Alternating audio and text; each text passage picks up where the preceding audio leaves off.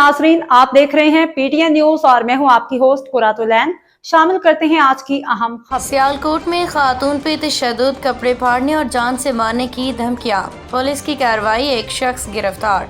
मरकजी मुलजिम की तलाश जारी। सियालकोट के इलाके समड़ियाल मोहल्ला राजपूता में खातून पे मुबैना तौर पे हमला किया गया। मुतासरा खातून नाजिया ज़ौजा लियाकत अली के मुताबिक मुलजिम सुबहान वल ज़हीर ने बदतमीज़ी और तशद्दुद के दौरान कपड़े फाड़ दिए, जान से मारने की धमकियां दी। खातून की चीखो पुकार पे अहले मोहल्ला मौका पे पहुंच गए और बीच बचाव किया।